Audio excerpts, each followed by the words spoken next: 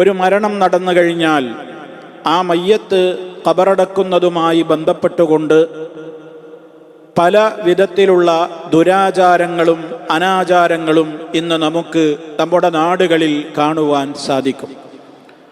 ജനാസ ഖബറിൽ വെച്ച് കഴിഞ്ഞാൽ പല നാടുകളിലും കാണുന്ന ഒരു സമ്പ്രദായമാണ് മുഖത്തെഴുത്ത് എന്ന് പറയുന്ന ഒരു സമ്പ്രദായം.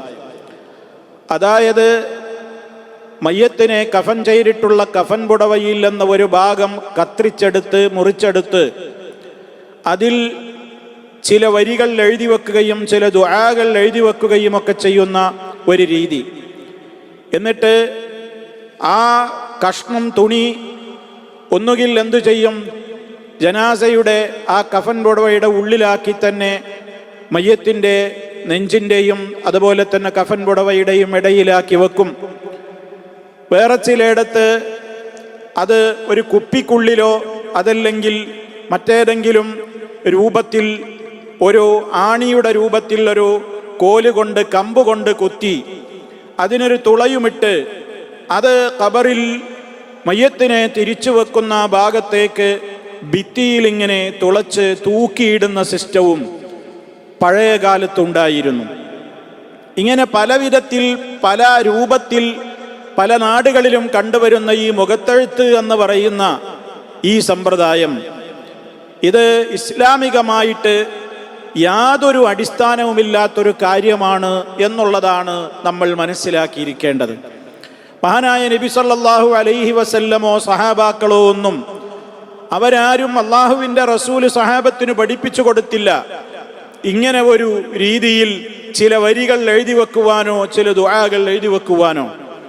വാസ്തവത്തിൽ ചില ദുർബലമായ അഥവാ സഹീഹായ ഹദീസുകളല്ലാത്ത ഗണത്തിൽ ഉൾപ്പെടുത്തുന്നവയിൽ ചില പരാമർശങ്ങൾ നമുക്ക് കാണുവാൻ സാധിക്കും. ഉദാഹരണമായി, ഒരിക്കലും സ്വീകാര്യോഗ്യമല്ലാത്ത നിലക്കാണ് ആ റിപ്പോർട്ട് വന്നിട്ടുള്ളത്.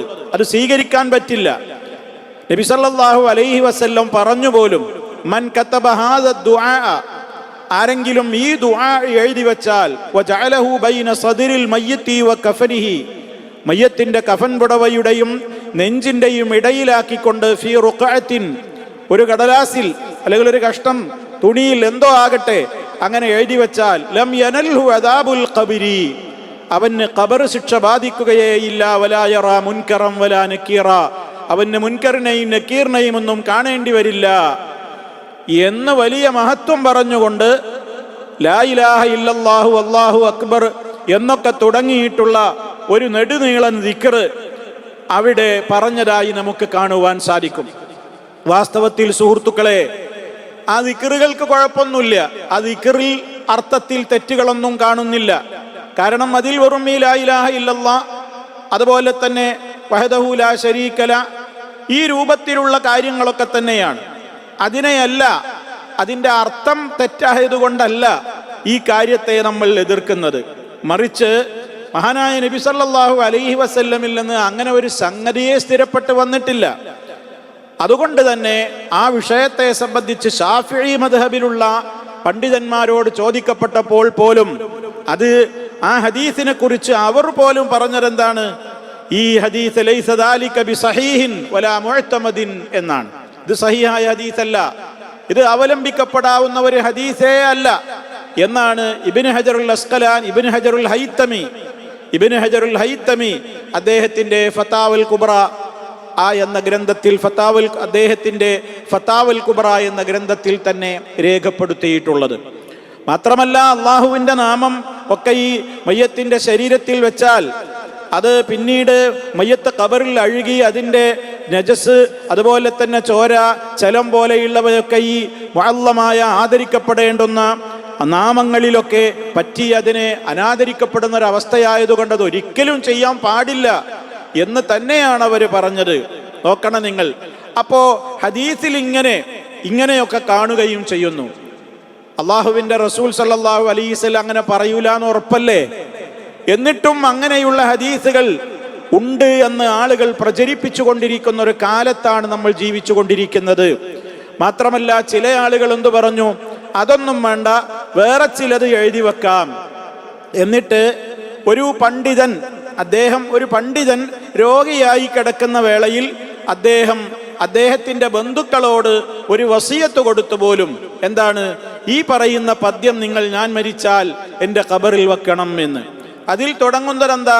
ഇലാഹി ഹാ അനൽ ആസി ഖലിയൻ മിനൽ ഇഹ്സാനി ഹവിൽ ലിൽ മസാവി ഫലാ ഫിഅലി ലി അഖ്വാലി മുനാസിബ് വലാ ഖൗലി ലി അഫ്ആലി യുസാവി. എൻ്റെ ഇലാഹായ അല്ലാഹുവേ, ഇലാഹി, എൻ്റെ ഇലാഹേ, ഞാനിതാ പാപിയാണ്, ഒരു നന്മയുമില്ലാതെയാണ് വരുന്നത്, എൻ്റെ വാക്കും പ്രവൃത്തിയും യോജിച്ചിട്ടില്ല. അതുപോലെ തന്നെ ഞാൻ കദൂബൻ, വല്ലാതെ കളവ് പറഞ്ഞവനാണ്, ഖായിനൻ, വഞ്ചനകൾ നടത്തിയിട്ടുണ്ട്, കരാറുകൾ പാലിച്ചിട്ടില്ല, സത്യസന്ധമായി പ്രവർത്തിക്കാൻ പറ്റിയിട്ടില്ല. അതുകൊണ്ട് ദോഷിയോട്, പാപിയോട് നീ പൊറുക്കണേ, മാപ്പാക്കണേ, ഖബറിൽ എനിക്ക് നീ കൂട്ടിനുണ്ടാവണേ തുടങ്ങിയിട്ടുള്ള കാര്യങ്ങളൊക്കെയാണ് അതിൽ പറയുന്നത്. കുറ്റസമ്മതങ്ങളും അതുപോലെ തന്നെ ഒരു തൗബയുടെ രീതിയൊക്കെയാണ്.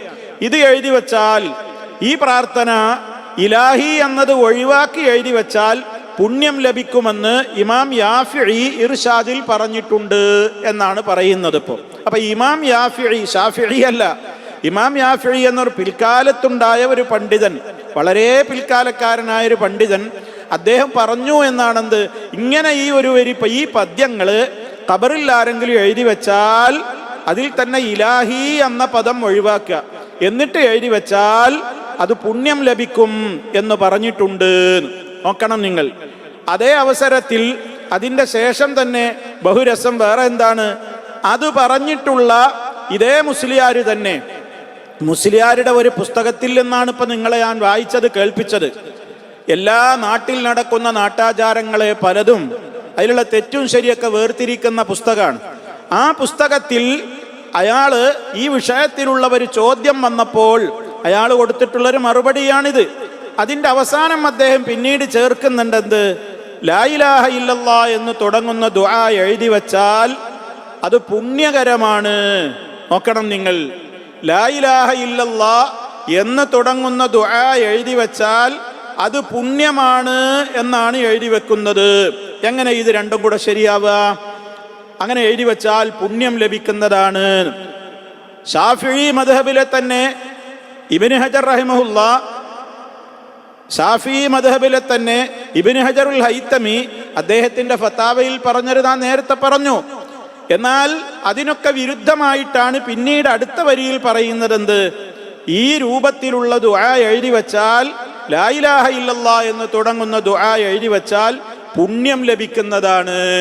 നോക്കണം നിങ്ങൾ, വലിയ പണ്ഡിതനെന്ന് അവർ പറയുന്നയാൾ പറയണ്, അങ്ങനെ ലാ ഇലാഹ ഇല്ലല്ലാ തുടങ്ങുന്ന ദുആ ഒരിക്കലും സഹീഹല്ല, അവലംബയോഗ്യമല്ല, മാത്രമല്ല അത് എഴുതി വെക്കാനും പറ്റൂല, ഇത് നജസേറ്റ് കളരുന്നതാണ്. ഇനി നജസിലൊന്നും അല്ലാതെ ഖബറിന്റെ വേറൊരു മൂലൊക്കെ വെച്ചിട്ടും കാര്യമില്ല.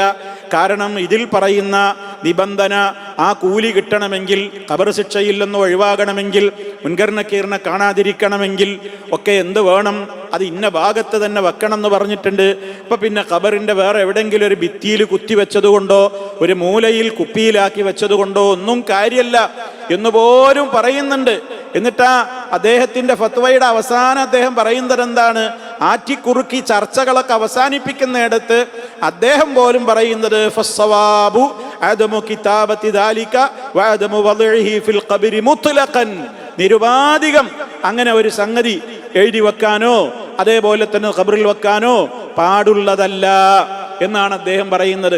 എന്നിട്ടാണ് ഷാഫി മദ്ഹബിലെ പിൽക്കാലക്കാരനായ സയ്യിദ് ബക്കരിയുടെ യാനത്തിൽ ഉണ്ട് എന്ന് പറഞ്ഞുകൊണ്ട് മുസ്ലിയാർ പറയണേ എന്ത്, ലാ ഇലാഹ ഇല്ലല്ലാ എന്ന് തുടങ്ങുന്ന ദുആ എഴുതി വച്ചാൽ പുണ്യം ലഭിക്കുന്നതാണ്. ഈ മുസ്ലിയാക്കന്മാര് വാസ്തവത്തിൽ കിതാബുകളിൽ എന്താണുള്ളതെന്ന് പോലും ശരിക്കും നോക്കാതെ തന്നെയാണ് പലപ്പോഴും ആളുകളോട് സംസാരിക്കുന്നത്. ഹദീസുകളെ പിന്നെ അവർക്ക് ഏത് രൂപത്തിലുള്ളതും കണ്ടാൽ വലത്തുനിന്ന് ഇടത്തോട്ട് എഴുതിയതെന്തും സ്വീകരിക്കുന്ന ഒരു രീതിയാണല്ലോ പലപ്പോഴും നാട്ടാചാരങ്ങളെ മിനുക്കിയെടുക്കുവാൻ വേണ്ടി ശ്രമിക്കുന്ന ആളുകൾ നിന്ന് കാണിച്ചു കൊണ്ടിരിക്കുന്നത്. അപ്പൊ അതുകൊണ്ട് തന്നെ സഹോദരങ്ങളെ, ഈ ഒരു രൂപത്തിലുള്ള ഒരു ദുരാചാരം നമ്മുടെയൊക്കെ നാടുകളിൽ നടന്നു വരുന്നുണ്ട്. മയ്യത്തിന്റെ ഖബറിൽ ഇങ്ങനെ എന്തൊക്കെയോ എഴുതി വെക്കുന്ന രീതി മനസ്സിലാക്കുക, പ്രവാചക ചര്യയിൽ അങ്ങനെ ഒരു സമ്പ്രദായം ഇല്ല. അവിടുന്ന് ഒരു സഹാബത്തിന് നിർദ്ദേശിച്ചിട്ടില്ല, പഠിപ്പിച്ചിട്ടില്ല.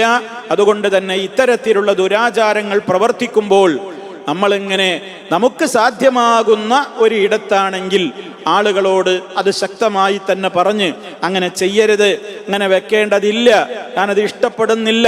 എന്തുകൊണ്ട് ഇഷ്ടപ്പെടുന്നില്ല?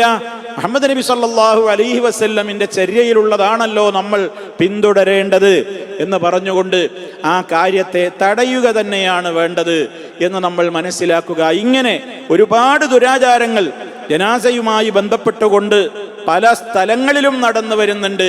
ആ കൂട്ടത്തിൽ ഒന്ന് നിങ്ങളുടെ ശ്രദ്ധയിൽപ്പെടുത്തി എന്ന് മാത്രം. ഏതായാലും സഹോദരങ്ങളെ, പലപ്പോഴും ആളുകളൊക്കെ പറയും, ഇതൊക്കെ ഹദീസില് ഇങ്ങനെ വ്യക്തമായിട്ടുണ്ടല്ലോ, ഇങ്ങനെ കൃത്യമായിട്ട് പറയുമ്പോൾ അതൊക്കെയാണ് തള്ളുക. അതൊക്കെ എങ്ങനെ നിങ്ങളാണ് തള്ളുക? തിർമിദിയുടെ കിതാബിലല്ലേ വന്നത്, ഹദീസ് കിതാബിലല്ലേ വന്നത് എന്നൊക്കെ ന്യായീകരണം പറയുന്നവരുണ്ട്.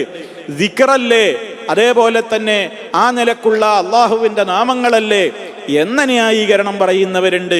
എവിടെ പോയി ആ ന്യായീകരണങ്ങളൊക്കെ? ഇവിടെ ഇബ്നു ഹജറിന്റെ ഗ്രന്ഥത്തിൽ നമുക്ക് ആ ന്യായീകരണങ്ങളൊക്കെ എടുത്ത് അദ്ദേഹം ഇതിനെ ന്യായീകരിക്കുന്നുണ്ടോ? ഒരിക്കലും ഇല്ല.